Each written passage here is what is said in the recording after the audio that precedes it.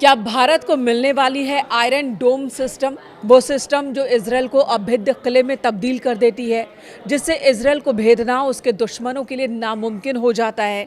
क्या भारत के सुरक्षा तंत्र से भी जुड़ेगा ये सिस्टम?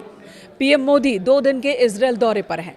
पहुंचने पर पीएम का भव्य स्वागत किया गया। बतौर पीएम मोदी के तीसरे कार्यकाल का ये पहला इजरायल दौरा है। 9 साल पहले 2017 में पीएम ने इजरायल का ऐतिहासिक दौरा किया था। माना यह जा रहा है कि इस बार के दौरे में भारत और इजरायल के बीच बड़े रक्षा समझौते होने हैं। सूत्रों का दावा है कि इजरायल भारत के साथ 8.6 बिलियन डॉलर के हथियारों के सौदे पर सहमत है। अगर ऐसा होता है तो वो फ्रांस के बाद भारत का सबसे बड़ा हथियार सप्लायर बन जाएगा। रिपोर्ट के मुताबिक इन सौदों में राफेल द्वारा बनाए गए स्पाइस 1000 प्रिसीजन गाइडेंस बम शामिल है। Rampage air to surface missile 250 kilometre range वो भी शामिल है। Air LORA air launch ballistic missile और आइस ब्रेकर मिसाइल सिस्टम भी शामिल हैं। भारत इजरायल से अतिरिक्त मात्रा में Heron MK2 medium altitude long endurance male drone खरीदने की योजना बना रहा है। इस ड्रोन की खासियत है कि यह हवा में एक बार में लगातार 45 घंटे तक उड़ान भर सकता है। अपने साथ लगभग 470 किलोग्राम का वजन ढो सकता है।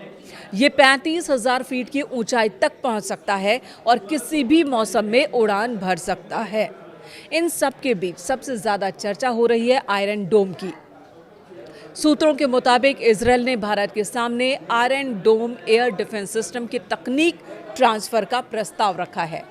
आयरन डोम एक मोबाइल एयर डिफेंस सिस्टम है।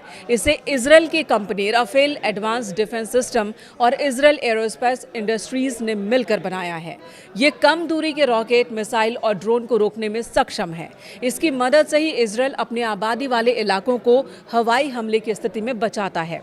ये सिस्टम रडार की मदद से दुश्मन की पहचान करता है। खतरा सही पाए जाने पर यह तमीर इंटरसेप्टर मिसाइल दागता है और हमले को हवा में ही नष्ट कर देता है। आयरन डोम की एक बैटरी में एक रडार और एक कंट्रोल सेंटर और एक लॉन्चर होता है। एक लॉन्चर में कम से कम 20 तमीर इंटरसेप्टर मिसाइलें होती हैं।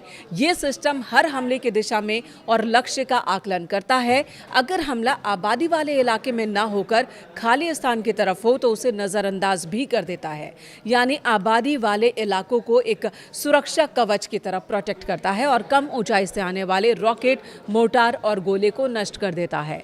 आयरन डोम की सफलता दर तकरीबन 90% है। अगर भारत को भी ये सिस्टम मिलता है तो इससे भारत की सुरक्षा दीवार और मजबूत हो जाएगी। खास बात यह है कि अगर तकनीक भारत को ट्रांसफर होती है तो भारत खुद भी इस सिस्टम को डेवलप कर सकेगा। खासकर उन सीमावर्ती इलाकों में इसका इस्तेमाल हमें मजबूत बनाएगा जो चीन और पाकिस्तान के रडार में आते हैं।